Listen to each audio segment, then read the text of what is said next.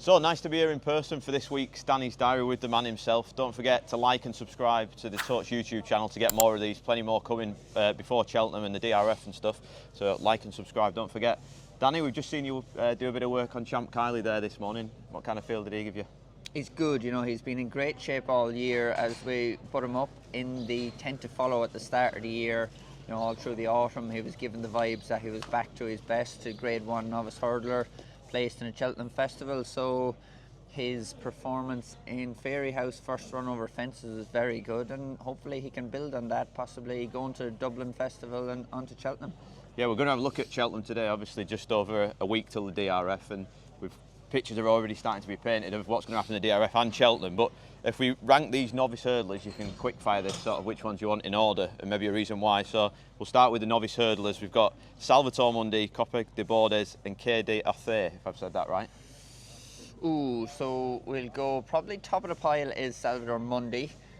Steadily run race, ran a bit keen. In Cheltenham they'll go faster, he'll settle better.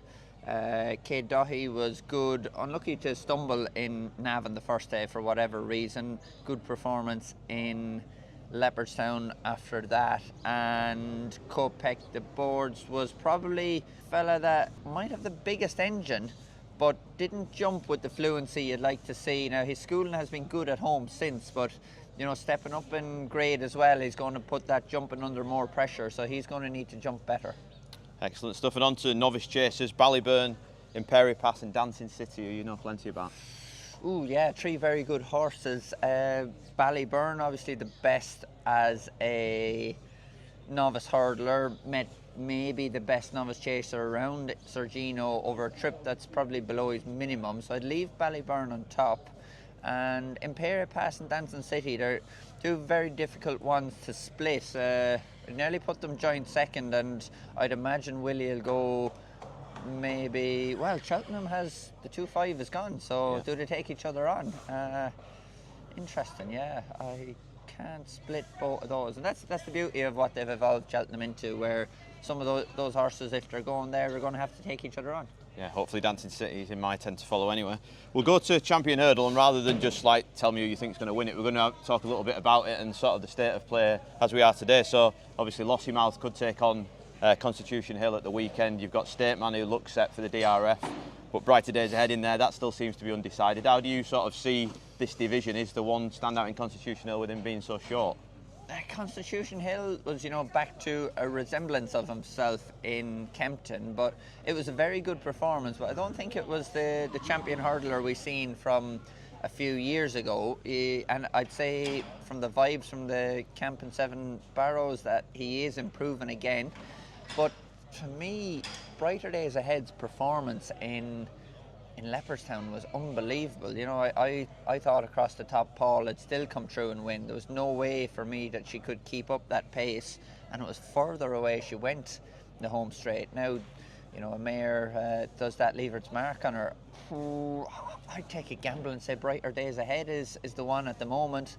Lossiemouth will learn from the speed test around Kempton, and Stateman was just away from his best in Leopardstown. He'll bounce back. He seems in great nick at home. You've seen him here this morning. So I wouldn't have Constitution Hill as short a price at the moment. This is an open race still for me. And obviously Anzadam, we touched on in last week's Danny's Diary, he's sort of in the picture, but a bit of the unknown one really compared to the others. That's it, you know, he's been good in what he's done so far, but he has to prove a lot more to get to the main players level. So it'll be interesting to see how he develops, and even if he runs again between now and then, experience and do him great.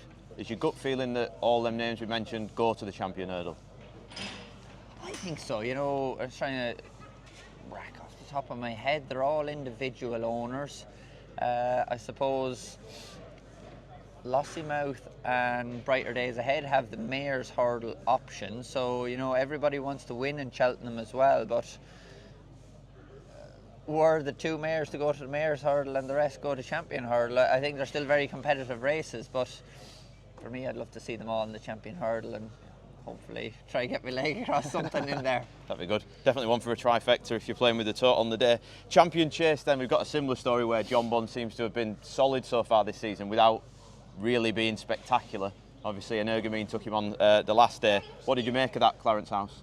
Yeah, it was a good race. I suppose John Bon is maybe the younger horse, Energamine, getting on a little bit. But then has John Bon's defeats, most of them have come at Cheltenham, so Energamine can turn it on around Cheltenham.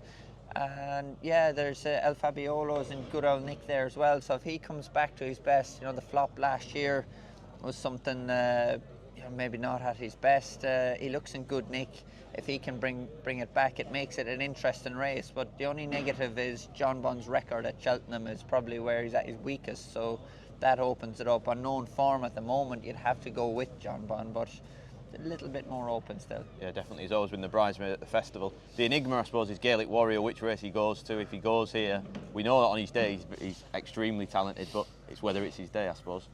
Yeah, he proved that he can go left-handed last year in Cheltenham, but that was a heavy ground Cheltenham, so Willie dropped back and went for the Arkle. To me, if the ground is nice, we're having a dry winter so far, so if that continues, I would say he's a Ryanair horse, but it'll be interesting to see how Willie stacks them up, and Willie's got a few other ones there that maybe look like speedier types that could go for the champion chase, but those decisions, as usual, will be left until the 11th hour. Definitely. It takes on nicely to the Ryanair. I was looking at the betting this morning, and that's just a whole muddle. No one really knows what's going on there. You've obviously got Factor File in there, Spillane's Tower, Banbridge, could be Gaelic Warrior, Protector after that. It's a brilliant competitive race, but it's hard to know where to put your finger on at the minute. That's it, it's there's so many good horses. Protectorat was very good for the Skeletons the weekend. Factifile, I think Factifile will have learned a lot more from Leopardstown. That was Galloping the Champs' home ground, really. He's at his best around there. Factifile ran a bit keen, made a mistake then away from the stands.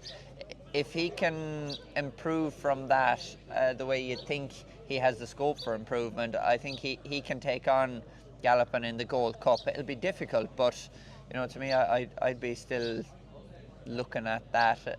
And I suppose with Spillane's Tower, there's the McManus team want to split them up as well. So then what will run in the Ryanair is the question. Was Protectorat won the race last year, so I suppose he's maybe one that's guaranteed, but maybe they'll feel they've won a Ryanair, they don't want to go at the Gold Cup now. So it's just a very difficult race to pinpoint what'll run, let alone what'll win.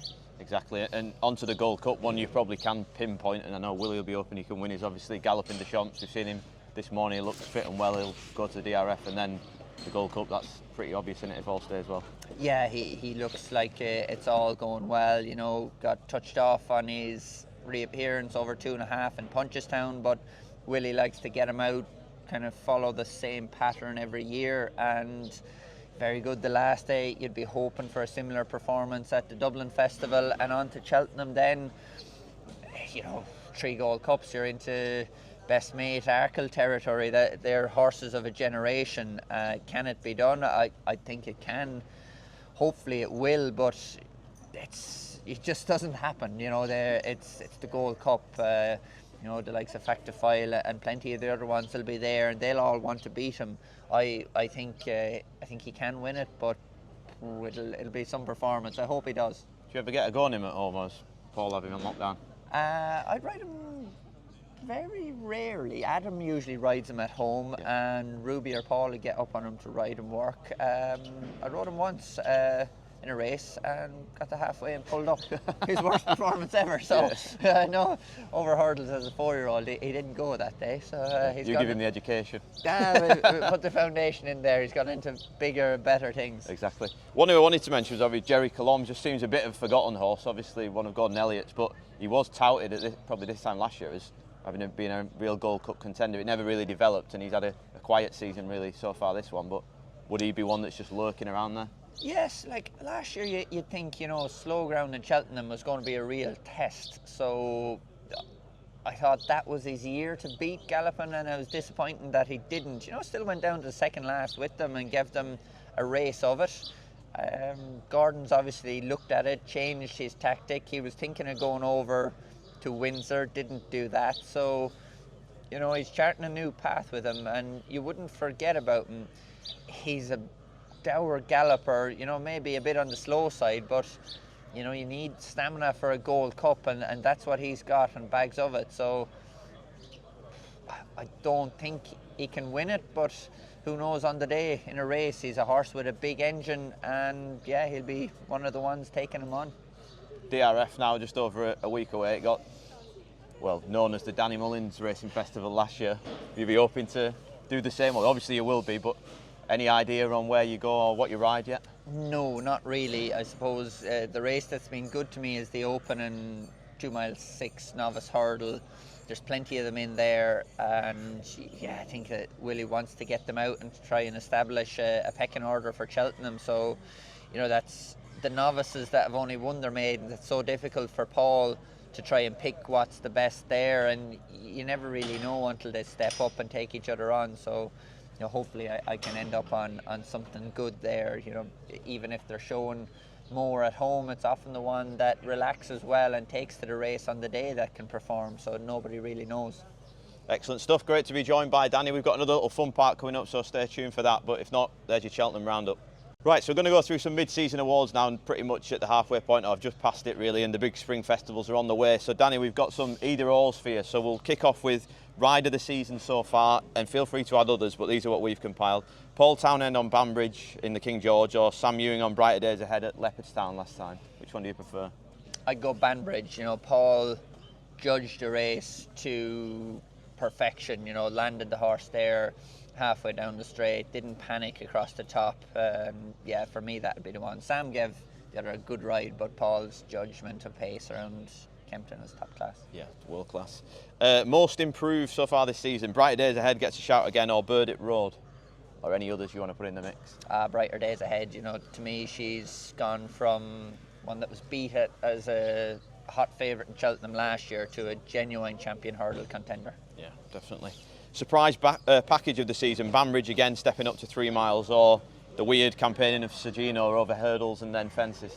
I'll throw in another one to you. Joseph O'Brien's campaign with Solness, you know, to win the Grade 1 in Leopardstown. That was a fantastic bit of training. I'd won a conditions hurdle on him in Sligo later in the year. Ran behind John Bond at Tingle Creek, and yeah, came back, got a great ride from JJ to go and bag Grade 1 glory, yeah. Spot on, nice shout. The biggest disappointment, I think somebody's just said to me that it's Sir Alex Ferguson's worst signing of all time, Caldwell Potter or Stateman. Which of the two has disappointed you more this season? Well, you'd have to go with Caldwell Potter. You know, he just hasn't fulfilled the dream, and just because they cost money doesn't give them an engine. You know, Stateman, I think, can bounce back. You know, was just touched off in the Morgiana, and you know, if he shows what he's shown us at home, he'll bounce back at the Dublin Festival. So, yeah, unfortunately, for the connections of Caldwell Potter, he's the disappointment.